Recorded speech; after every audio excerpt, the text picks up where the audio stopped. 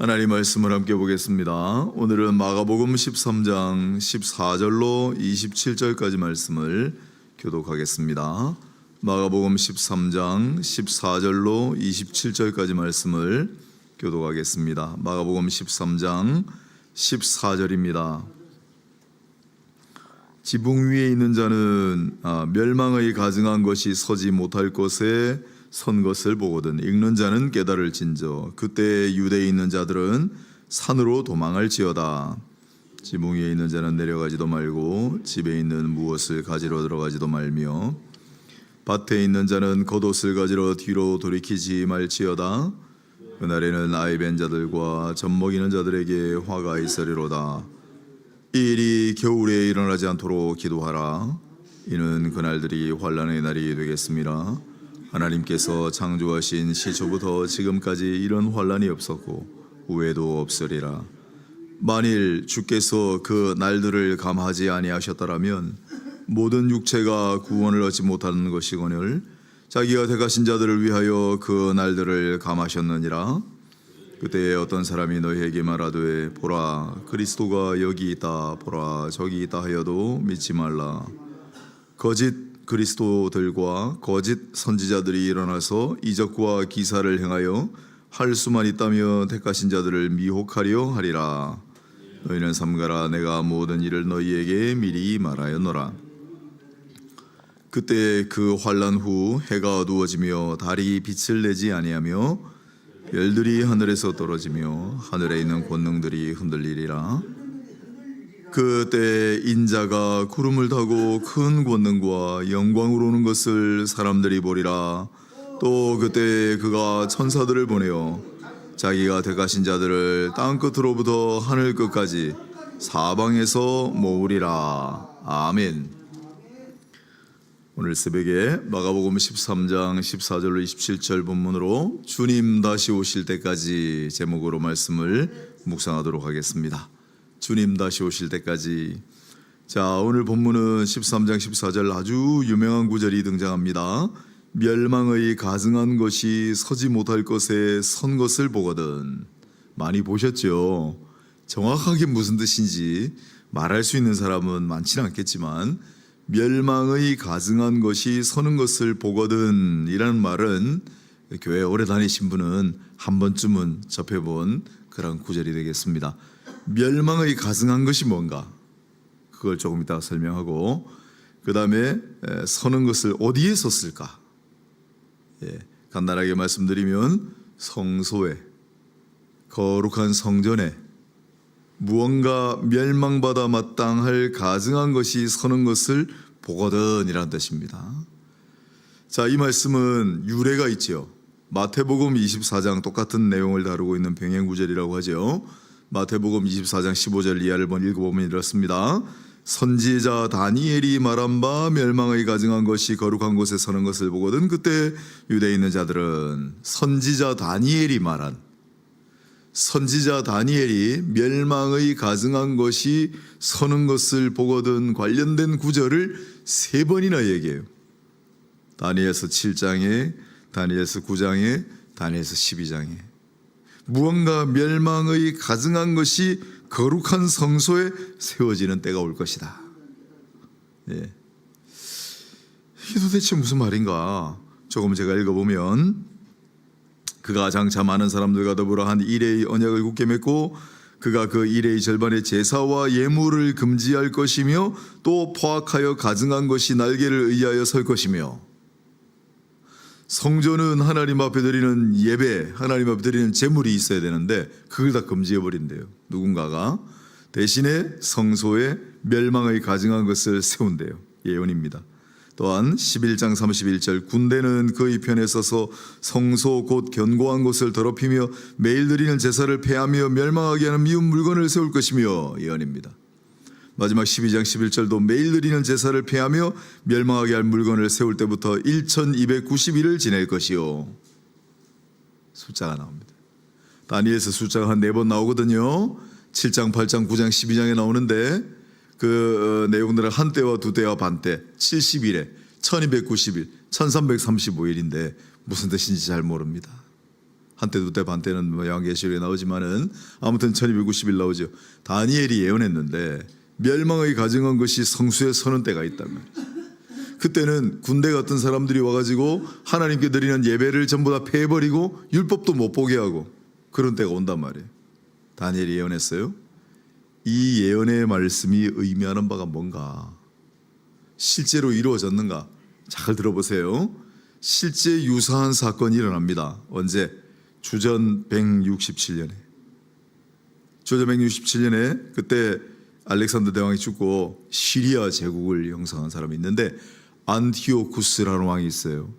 성경에 나오는 안디옥이라는 도시, 안디옥 교회, 그 안디옥이 안티오쿠스라는 사람 이름을 따서 만든 도시라고 그랬죠. 시리아 제국의 황제 이름이었습니다. 안티오쿠스 1세, 2세, 3세, 4세 있는데 4세가 문제예요.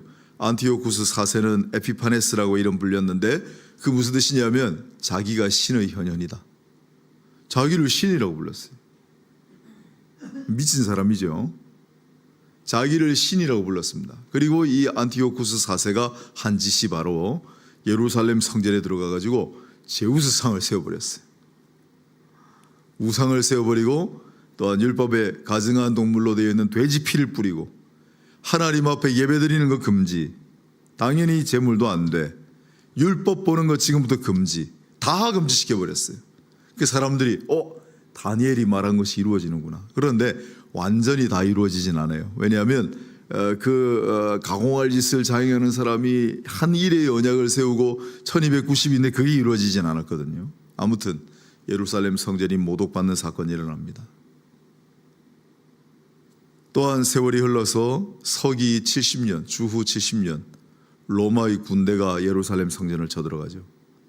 로마의 군대는 뭐 이상한 우상을 세우진 않았는데 로마 군인들이 목숨과 같이 여기는 게 군기였어요. 군기. 독수리 문양이 새겨진 로마 군대의 군기를 성전에다가 세우고 똑같이 하나님께 드리는 예배를 금지하고 율법을 금지시키고 그리고 조금 있다가 예루살렘 성전을 다 잿더미로 만들어버렸잖아요. 그때 그 두 사건, 그때 이 말씀들을 기억하는 사람들은 도망쳐서 다 살았습니다. 그런데 로마 군대가 예루살렘 성전을 파괴할 때, 그때 성전 안에 막 멸망하게 가증한 것 같은 걸 세우고 예배와 제사를 폐지할 때, 그때 거짓 선지자들 무리가 뭐라고 그랬냐면 로마 군대가 아무리 많이 와도 우리는 성전에 들어가면 다 산다. 하나님 우리 지켜주실 거니까. 전부 성전으로 들어갔어요. 6월절을 맞아서 어마어마한 순례객들이 와 있었는데 100만 명이 죽었습니다. 상상이 안 가시죠? 성 안에서 너무 많은 사람들이 죽어가지고 굶어 죽고 싸워서 죽고 막 끔찍한 참상이 일어났어요. 그래서 처음에는 매장하다가 예루살렘 조그맣거든요. 사람들이 너무 많이 죽으니까 나중에는 절벽으로 던졌어요. 그 밑에 계곡들 있지요? 계곡들이 시체로 채워져가지고 요세푸스라는 사람이 역사책에 써놓은 글이에요. 그 예루살렘 성전을 파괴하고 예루살렘을 점령하는 데 진도 지휘했던 인물이 티투스라는 장군인데, 디도. 그가 이렇게 외쳤다 그래요. 하늘을 바라보면서 하늘이시여, 이건 제가 한 거 아닙니다 라고 할 만큼 시체들이 산을 이루고 집어 던져가지고 계곡을 채우고 시체 썩는 냄새와 그야말로 지옥이 따로 없는, 오죽하면은 예루살렘 성전을 파괴하고 예루살렘을 점령했던 그 장본인이 하나님 이건 나하고 관계없는 일입니다 라고 자기가 그래놓고, 그때 이 구절을 생각하고 도망친 사람들은 다 살았어요. 그런데 성전으로 들어간 사람들은 전부 다 죽었습니다.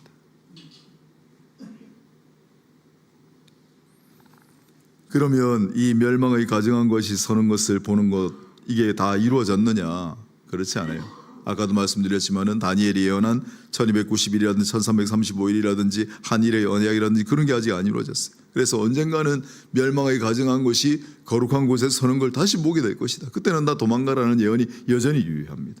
그런데 물건이 세워지는, 유형적인 물건이 거룩한 곳에 세워지는 것만을 의미하지도 않습니다. 이어지는 구절들을 보세요. 21절 22절입니다. 어떤 사람이 말하되 그리스도가 여기 있다 보라 저기 있다 하여도 믿지 말라. 거짓 그리스도와 거짓 선지자들이 일어나서 이적과 기사를 행할 수 있으면 택하신 자들을 미혹하려 하리라. 조금 다른 생각을 가지고 계시는 분들도 계시고 정치적인 견해를 그분과 함께하는 분들도 있는 걸 내가 압니다. 조심스럽게 이야기하지만 전광욱이라는 사람이 하나님도 까불면 나한테 혼나 뭐 이런 얘기를 했잖아요. 교회 안에서 멸망의 가증한 것이 거룩한 곳에 세워지는 흔적이라고 생각해요. 그가 감히 살아계신 하나님과 하나님의 영광과 하나님의 권위와 하나님의 심판을 그가 예민하게 느낀다면 어떻게 그런 얘기를 해요? 지금 이 시대의 많은 교회들 가운데 그 사람뿐이겠습니까? 그러면 그것이 바로 멸망의 가증한 것이 거룩한 곳에 세워지는 그러한 증상들이 아닌가? 거짓 그리스도들, 거짓 선생들 많아요. 이단이 얼마나 많이 압력합니까? 부산에. 지금 여기 부전교회, 제가 부전교회 임시당회장 아닙니까? 부전교회 맞은편에 주유소하고 식당이 있었는데 그거 전부 다 헐어버리고 뭘 짓고 있어요. 뭘 짓는지 아무도 몰라요. 근데 원래 그 식당 주인이 신천지였어요. 신천지가 뭔가 이상한 건물을 짓는다는 소문만 무성한데 모든 정보를 동원해도 도저히 모르겠어요. 구청장한테도 이야기했습니다. 구청장도 면밀히 주시하고 있겠다고 얘기했는데 신천지 교주 이만희, 구원파 교주 박옥수, 안상홍 다 뭐라고 했습니까? 그들이 하나님의 교회라고 채워놓고 세운 게 뭐 하나님의 교회잖아. 하나님의 교회. 안상홍 증인은 하나님의 교회라는 이름으로 건물을 세워놓고 이곳을 성전이라고 부르면서 그 안에서 뭐라고 그랬어요? 자기가 재림주라고 하잖아요. 그게 멸망의 가증한 곳이 거룩한 곳에 서는 증상들이에요. 그러면 그 안에 있는 사람들은 그런 모습을 보면 빨리 도망가야 돼. 그 안에 있으면 다 죽는 거예요. 그걸 모르고 미혹에 빠져 있잖아요. 제자들도 끊임없이 이런 사태를 경고했습니다. 너희 중에도 거짓 선생들이 있으리라. 그들은 멸망할 이단을 가만히 끌어들여 자기들을 사신 줄을 부인하고 임박한 멸망을 스스로 취하는 자초하는 자들이다. 지금은 마지막 때라. 적 그리스도가 오리라는 말을 너희가 들은 것과 같이 지금도 많은 적 그리스도가 일어났으니 그러므로 우리가 마지막 때인 줄 아노라. 사도 요한과 베드로의 이야기들입니다. 그러므로 멸망의 가증한 것이 우리 가운데 서는 것을 보거든 이라는 말이 꼭 제우스 우상 무슨 뭐 로마의 군대의 깃발을 세우는 것만 해당하는 게 아니라는 걸 오늘 본문 예수님 말씀을 통해서도 우리가 알게 된다는 거예요. 그래서 우리는 거룩한 곳에서 멸망의 가증한 것들이 설 수 있다는 사실을 정말 심각하게 인지하고 멸망의 가증한 것이 교회에 서지 않도록 경계하고 조심해야 합니다. 주님이 다시 오실 때까지 인류는 끊임없이 되풀이되는 이러한 멸망의 가증한 것들의 역사를 견디며 싸워 나가야 합니다. 그래서 우리 교회 사명선 업무 중에 제가 복음을 지키고를 제일 먼저 적어놨잖아요. 복음을 지키고. 또한 성전된 우리 안에도 멸망의 가증한 것들이 세워지지 않도록 각별하게 주의해야 합니다. 우리가 성전이라고 했잖아요. 거룩한 곳에 멸망의 가증한 것이 세워지거든. 이때 이 사람들은 몰랐습니다. 꿈에도. 그런데 신약 성경에 성령께서 우리를 성전이라고 부르세요. 우리를 거룩한 곳이라고 부르신다 이 말입니다. 그러면 이 거룩한 곳, 우리 몸된 성전 안에도 멸망의 가증한 것이 세워질 가능성이 있다. 그게 뭡니까? 사도 요한은 그걸 육신의 정욕과 안목의 정욕과 이생의 자랑이라고 했습니다. 사도 바울은 또한 돈을 사랑함이 일만악의 뿌리라. 돈을 사랑함 이야기했어요. 또한 탐심은 우상숭배라 그랬으니 탐심이라고 했어요. 탐심, 돈을 사랑함, 육신의 정욕과 안목의 정욕과 이생의 자랑이 우리 안에 가득할 때 그게 바로 거룩한 것, 우리 몸된 성전 안에 멸망의 가증한 것들이 세워지는 것들입니다. 빨리 도망가야 됩니다.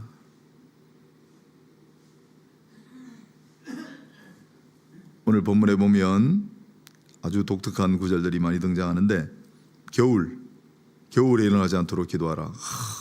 얼마나 예리한 지적입니까? 지금 중국에 난리 났습니다. 중국에 눈이 엄청 많이 오고 또 추워가지고요. 그리고 중국 정부가 우리처럼 그렇게 못해요. 고속도로 지금 춘절이잖아요. 그 사람들 구정은 다 귀향하거든요. 우리는 뭐 서울에서 부산 해봐야 제가 제일 운전 많이 했을 때 열 몇 시간이었는데 막혀가지고 거기는 맨날 며칠 가는 데도 있어요. 너무 멀어가지고 고속도로로 고향 가다가 지금 고속도로에 갇혀가지고 3일 동안 있는 사람들이 수두룩해요. 차가 오도 가도 못 해가지고 제설차가 안 와요. 아무리 기다려도 또 눈이 온대요. 막 소하고 돼지 양들이 지금 막 얼어 죽고 있대요. 겨울입니다. 1812년 나폴레옹 아시죠? 나폴레옹이 모든 유럽을 석권하고 자신만만하게 러시아를 침공해서 10월 달에. 그런데 그 해에 기상이변이 일어나가지고 10월 13일부터 눈이 오기 시작했어요. 나폴레옹이 12만 대군을 이끌고 러시아 갔는데 전부 전멸했습니다. 이 일이 겨울에 일어나지 않도록 기도하라.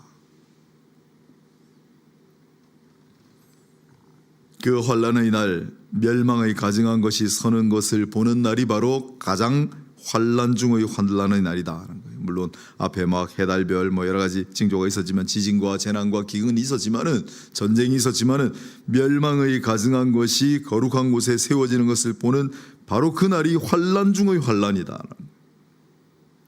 그 날이 겨울에 일어나지 않도록 기도하라. 연약한 자들은 더욱 주의할 것이다. 고초를 겪게 될 것이다.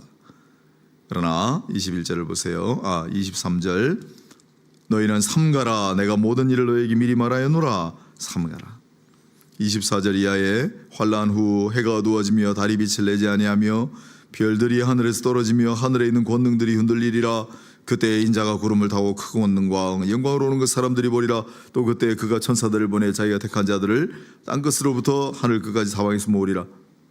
멸망의 가증한 것이 서고 그게 징조예요. 징조. 그리고 하늘에 변고가 일어나요. 막 하늘 해와 달이 빛을 잃고 별들이 떨어지고 하늘이 말리고 큰 변고가 일어납니다. 세상 끝이구나. 금방 알 수 있게 돼요. 그날. 이야 세상의 종말이다. 그럴 때 모든 것이 끝났다. 그럴 때 주님이 구름 타고 오시리라. 다니엘서에 나옵니다. 인자가 구름을 타고 오시리라. 재림하시는 주님을 소개해놨죠. 다니엘은 예수님께서 오신 것을 몰랐기 때문에 그냥 예언했지만 예수님이 땅에 오셨고 초림, 그 다음에 예수님께서 이 구절을 다시 인용하시는 것은 다시 오시겠다는 거예요. 재림. 사도행전 1장에도 그가 올라가신 그대로 구름을 타고 다시 오시리라. 요한계시록 1장 7절에도 구름을 타고 다시 오시리라. 계속 예언하고 있어요. 주님은 이 마지막 때 종말의 때 누구나 다 알 수 있는 멸망의 가증한 것이 서는 것을 보고 모든 하늘의 권능들이 흔들리는 세상의 종말의 때가 된 것을 직감할 때 사람들이 그때 호리연 구름을 타고 다시 오신다고 말씀하고 계십니다. 그리고 사방에서 택한 자들을 다 불러 모으시리라고 말씀합니다. 그러니 걱정할 일이 없습니다. 여러분, 세상의 종말이 닥쳐와도 우리는 걱정할 일이 없습니다. 지금 우리가 살고 있는 지금 이 시대 세상의 종말이 닥쳐와도 어떤 일이 일어난다고요? 지진이 일어나고 재난이 일어나고 막 처처에 전쟁이 있고 하늘이 말리고 해도 공중에서 구름 타고 주님이 오실 때 아무개야 이리 올라오느라 전부 사방에서 택한 자들 불러 공중에서 주를 만나 주님과 함께 영원토록 함께 다스리게 하신다라고 약속하고 계십니다. 이게 바로 재림에 관한 약속이고 예수님께서 친히 다니엘서를 인용하여 이렇게 말씀합니다. 그때는 언제일까요? 다니엘은 7장, 8장, 9장, 12장 4번에 걸쳐 한 때와 두 때와 반 70일에 1290일, 1335일 4가지 기묘한 숫자를 제시했습니다만 구체적으로 어느 때를 말하는지 아무도 모릅니다.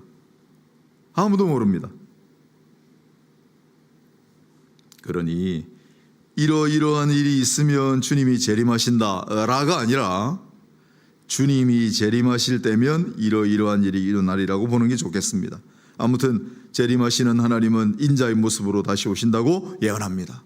이 땅에 오실 때도 사람 모습으로 오셨고 다시 오실 때도 변함없이 인자의 모습으로 변함이 없는 은혜입니다. 그리고 주께서 다시 오시면 사방에서 사람들을 불러 모으리라는 예언이 추가되어 있습니다. 그때가 언제인지 아무도 모릅니다. 그러나 그저 어느 날 길을 가다가 모든 사람들이 하늘을 쳐다보면 그때 쳐다보세요. 그때 구름 타고 눈부신 권능과 영광 가운데 주님이 다시 오시면 할렐루야, 두 팔을 벌려 다시 오시는 주님을 맞으십시오. 내 이름을 부르는 그분의 모습을 쳐다보십시오.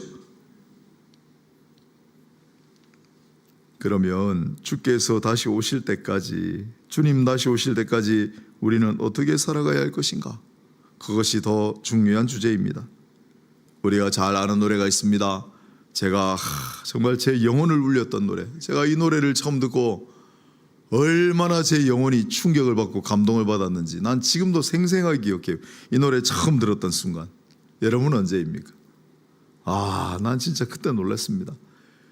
첫 번째로 노래를 너무 잘 불러서 놀랬고, 소향씨. 그리고 이 노래가 가지고 있는 그 메시지가 너무나 감동적이고 충격적이라는 노래. 주님 다시 오실 때까지 나는 이 길을 가리라. 좁은 문 좁은 길 나의 십자가 지고 나의 가는 이 길 끝에서 나는 주님을 보리라. 영광의 내 주님 나를 맞아 주소서. 주님 다시 오실 때까지 나는 일어나 달려가리라. 주의 영광 온 땅 덮을 때 나는 일어나 노래하리.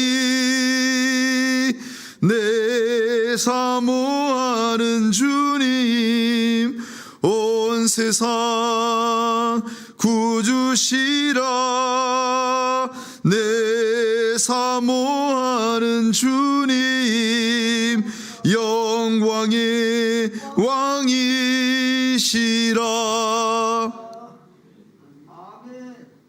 주님 다시 오실 때까지 나는 묵묵히 이 길을 가리라. 주님 다시 오시는 그 순간 나는 일어나 노래하리라. 주님 나를 맞아주시리. 가사도 너무나 감동적인데 노래를 너무 잘해버리니까 나는 이 노래 이상 가는 노래를 아직도 만나본 적이 없습니다. 강제 수용소에 갇혀있던 사람 하나가 이렇게 썼습니다.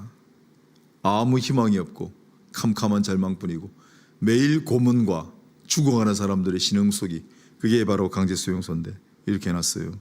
우리는 메시아가 다시 오실 것을 알고 있다. 다만 그 도착이 지연되고 있을 뿐이다. 또 어떤 이는 이렇게 이야기했습니다. 그리스도의 재림이란 언제든지 이루어질 수 있다. 다만 불가능한 일이란 없다. 반드시 오신다는 거예요. 스코틀랜드의 보나르라고 하는 목사님, 아침에 해가 뜨면 창문을 열고 커튼을 젖히면서 주님 오늘 아침에 오십니까? 이제 날이 저물어서 밤이면 창문을 닫으면서 주님 오늘 밤에 오시겠는지요? 라고 말했다고 합니다. 독일의 블루마르트라는 목사님, 집 마당에 항상 마차 한 대를 움직일 수 있도록 준비하는, 언제나 주님이 오시면 그 마차를 타고 내가 맞이하러 가리라. 우리도 주님 다시 오실 때까지 매일매일 주님을 기다리며 일어나 깨어서 찬양하며 기도하며 살아갑시다. 새벽에 이제 명제를 맞아 오셨는데 환영하고 축복합니다.